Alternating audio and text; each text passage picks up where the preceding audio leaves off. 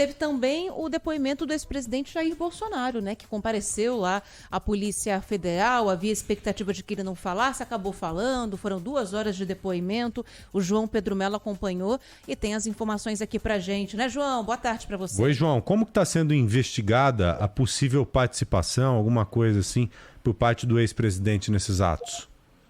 Oi, Joel. Oi, Ana. Muito boa tarde para vocês, boa tarde para todo mundo que está acompanhando a gente. Pois é, a gente está de olho nesse depoimento, né? Ficamos de olho ao longo de toda a manhã e, claro, também nos desdobramentos. O ex-presidente prestou depoimento sobre o suposto envolvimento dele aí nos atos do dia 8 de janeiro, na sede da Polícia Federal aqui em Brasília, esse depoimento que durou mais ou menos 2h30.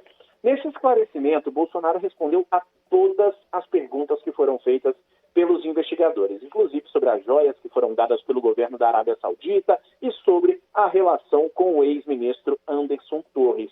Ele destacou o seguinte, que sobre os atos do dia 8 de janeiro não teve qualquer tipo de influência, já que não teve contato com apoiadores após ter sido derrotado nas eleições de 2022. Citou, inclusive, que ficou recluso no Palácio da Alvorada, que não conversou com ninguém, a não ser o próprio secretariado, até deixar o governo. Disse ainda que depois que embarcou para os Estados Unidos, não conversou com apoiadores. Só voltou a conversar com esses apoiadores depois do dia 15 de janeiro. Bom, depois desse depoimento, o advogado Paulo Cunha Bueno afirmou que a postagem que deu origem ao depoimento, que seria aquela em que o presidente replicou um vídeo de um procurador do estado do Paraná, que tratava exatamente sobre questionamentos ao sistema eleitoral, sobre outros pontos das urnas eletrônicas, esse vídeo foi compartilhado por engano. Foi um erro, que o ex-presidente estava sob o efeito de remédios e que, nesse momento, ele queria apenas salvar o vídeo em uma galeria para assistir posteriormente. Essa foi a fala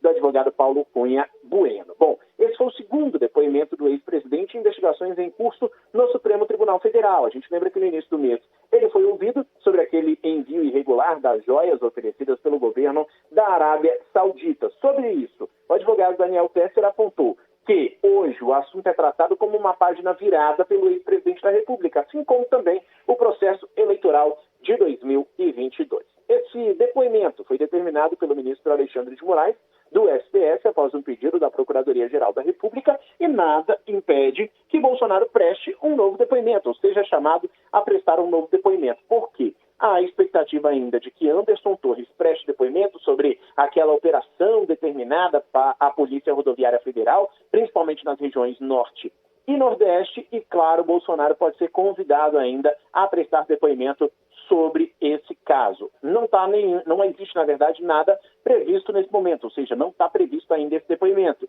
mas nos bastidores o comentário é de que pode acontecer de Bolsonaro ter que prestar novos esclarecimentos à Polícia Federal. Ô, João, e esse fato do Bolsonaro ter dito aos policiais que ele fez uma publicação porque estava sob efeito de remédios? Foi algo sem querer e tal. Como que você analisa acidental. isso? Como é que foi essa fala? Como é que isso foi divulgado? Como é que isso foi interpretado? Está sendo interpretado em Brasília?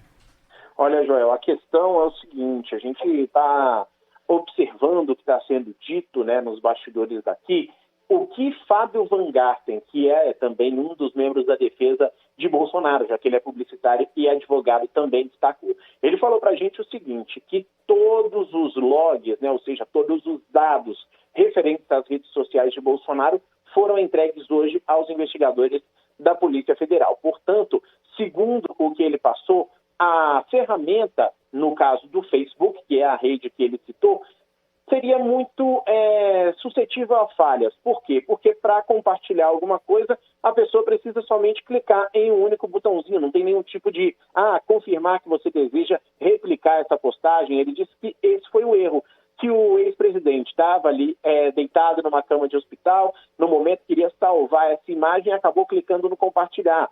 Segundo o que Fábio Van Garten disse, não foi nem o próprio ex-presidente que percebeu esse compartilhamento. Foram membros da equipe dele que perceberam e retiraram essa postagem do ar. E o ex-presidente só veio perceber, de fato, o que tinha acontecido no outro dia, quando a equipe dele foi conversar com ele sobre essa questão. Então, esse foi o fato apresentado, a justificativa apresentada à Polícia Federal. Os logs, ou seja, os dados a respeito das redes sociais, também foram entregues, segundo Fábio Van Garten. Todos eles provam a versão do ex-presidente, mas a gente não teve, de fato, acesso a essa questão. A Polícia Federal também não comenta, né, esse tipo de depoimento, ou seja, não comentou também com a imprensa o que de fato aconteceu, mas a versão apresentada pela defesa de Bolsonaro foi essa, e é essa que a gente acompanhou também hoje mais cedo.